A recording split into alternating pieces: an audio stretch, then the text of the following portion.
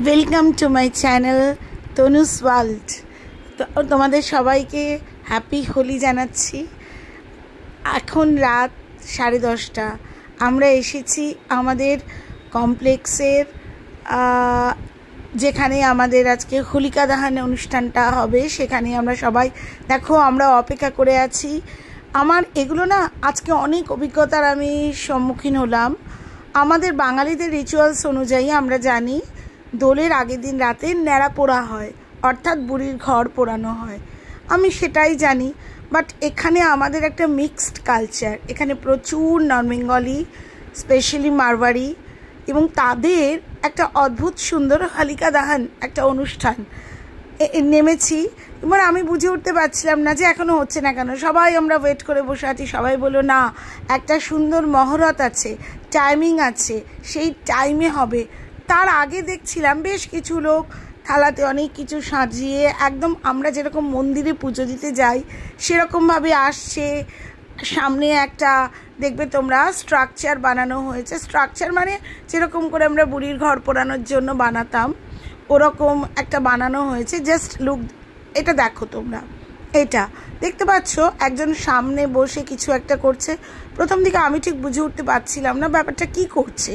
তারপর আমি জানতে পারলাম এই যে স্ট্রাকচারটা বানিয়েছে, this is Holika. Holika means একটা মানে রাক্ষসী, এবং তাকে একটা পুজো করছে। মানে পরে আমাকে একজন ওদেরই মারওয়াড়ি একজন আমাকে বোঝালো এটা হলো ঠান্ডা পুজো, মানে উইদাউট ফায়ার এটা একটা পুজো।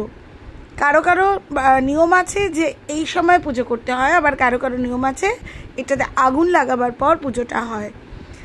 কত সুন্দর দেখো, শেখারও আছে। প্রচুর লোক, এই যে আমাদের টাওয়ারগুলো এক একটা, আমরা সবাই আমাদের আরএসসিতে জমায়েত করে আছি। একটুও মনে হচ্ছে না রাত হয়েছে। কি মজা! পেছনে আমাদের সুইমিং পুল, যদিও এখন জল নেই। এই মার্চ থেকেই আবার সুইমিং পুল ভরে যাবে। এখানে সবাই আমরা ওয়েট করে আছি। দারুণ দারুণ একটা লাগছে। এ পুজো করছে এখানে বাচ্চা বুড়ো সবাই। দেখো এরা সব পুজো দেবে বলে হাতে থালা নিয়ে দাঁড়িয়েছে। সব মারওয়াড়ি, দু একজন বাঙালি আছে, আরও আছে, বাঙালিও প্রচুর আছে। খুব সুন্দর একটা রিচুয়ালস লাগলো। কি সুন্দর করে পুজো করছে, কি ভক্তি। এই যে আমাদের বুড়ির ঘরে কি হতো, কার কতটা আগুন লাগতে পারে, তার ভেতরে আমরা আলু দিতাম, মিষ্টি আলু দিতাম, যে যা পারতো কোনো না কোনো সবজি দিত, আর এই বড় করে আগুন লাগানো হতো। তারপরে একদম আগুন জ্বালা কমপ্লিট হয়ে গেলে পরে যেগুলো পুরো পোড়াতে দেওয়া হয়েছে সেগুলো বার করে মাখা হতো, মেখে টেখে তারপর সেটা খাওয়া হতো। সেটা একটা অদ্ভুত আনন্দ ছিল। আমাদের মনে পড়ে আমাদের ছোটোবেলায় এই সময় পাড়ার কোনো শুকনো গাছ পাতা, এই সময় প্রচুর পাতা পড়ে, তো শুকনো গাছ পাতা সবাই স্টক করতো বেশ কয়েকদিন আগে থেকে, যে বুড়ির ঘর ন্যাড়া পোড়ার সময় এগুলো লাগবে।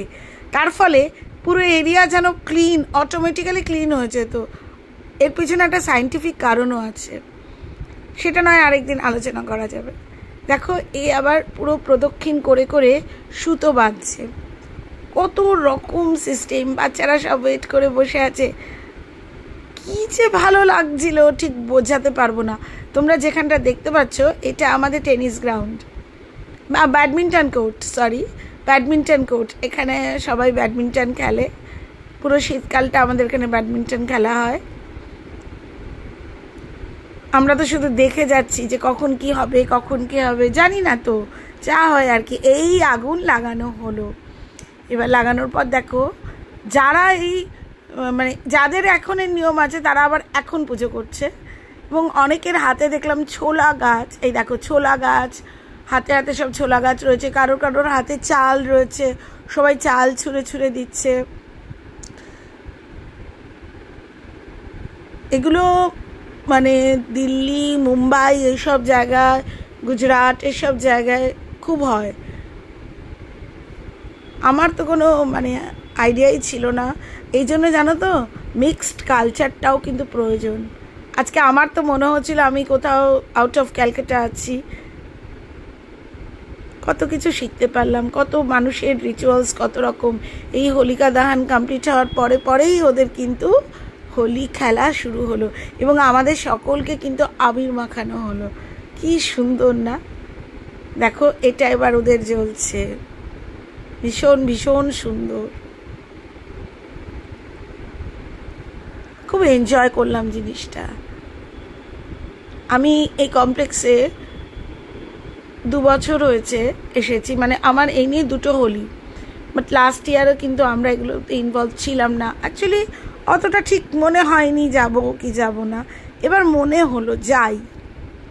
মাকে খাইয়ে দাইয়ে ওষুধপত্র দিয়ে টিয়ে বাইরে দিয়ে আমরা লক করে দিয়ে বেরিয়েছিলাম, কেননা মা যদি ঘুমিয়ে পড়ে বেল আবার বাজাতে গেলে তার অসুবিধা হবে। কালকে আবার ভোর 6টার সময় আমাদেরকে নামতে বলেছে, এখানে গান বাজনা তার সাথে প্রভাত ফেরি এসব হবে, দেখা যাক। তারপরে তো সবাই ধরেছে না দোল খেলতে নামতে হবে 11:30 11টা। আমি বললাম আমার তো কোনো রঙই কিনিনি। ওটা কোনো ব্যাপারই না, আমাদের এখানে প্রচুর রং থাকে, প্রচুর রং, সবাই সবার রং দিয়েই সবাই সবাইকে সাজাবে। বললাম দেখি। তার মধ্যে আমাদের একটা লিফট খারাপ হয়ে রয়েছে, ওইটা একটা প্রবলেম হয়ে গেছে। দেখছো কি সুন্দর করে সবাই করছে। আমিও চাল দিয়েছি, যেগুলো আমার কোনো ধারণাই ছিল না কি করতে হয় না করতে হয়। অনেক কিছু শিখলাম এদের থেকে। বিভিন্ন রকম কালচার এক জায়গায় থাকলে সবার সংস্কৃতির আদান প্রদান, এটা সত্যিই উপভোগ্য।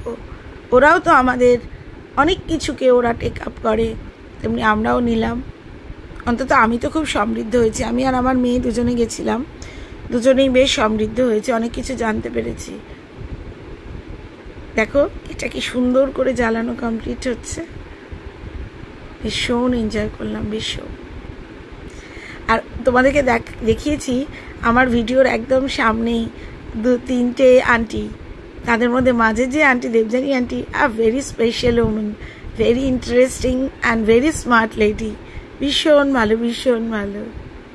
এই দেখো ছোলা গাছও ওদের একটা কি রিচুয়ালসের পার্ট। এবার আরও একটা জিনিস দেখলাম জানো তো, এই যে এখান থেকে ওরা আগুন কুড়িয়ে নিয়ে ওখানে পাঁপড় সেঁকছে, সেইটা তুলতে আমার ভুলে গেছিলাম। এবার আমি দেখো ঠান্ডাই নিয়েছি, ঠান্ডাটা কেশর পেস্তা বাদাম দুধ এসব দিয়ে বানানো, অসম খেতে। আমি 2 গ্লাস খেয়ে তো আমার হয়ে গেছে ডিনার যেন কমপ্লিট। এই তার আগে আমাকে সবাই অলরেডি আবির মাখিয়ে ফেলেছে, আমাকে আর আমার মেয়েকে আবির মাখিয়েছে।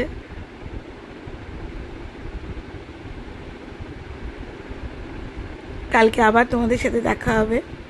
এখনের জন্য হ্যাপি হোলি। সবাই কিন্তু দেখো আমার ভিডিওটা শেষ পর্যন্ত, আর ভালো লাগলে একটা কমেন্ট একটা লাইক, এইটুকু তো আশা করতে পারি। তোমাদের সাপোর্টের ভীষণ প্রয়োজন, তোমরা সাপোর্ট করলে তবেই তো এনার্জি পাবো।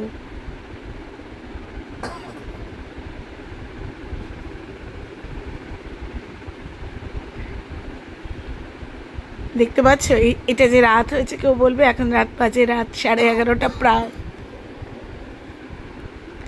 তার মধ্যে ঠান্ডাই খাচ্ছি আর এনজয় করছি। তোমরাও সবাই এনজয় করো আর আমার ভিডিও দেখো আর আমাকে সাপোর্ট করো। হ্যাপি হোলি। কালকের জন্য ওয়েট করো, আবার আসবে অনেক অনেক ভিডিও। টাটা।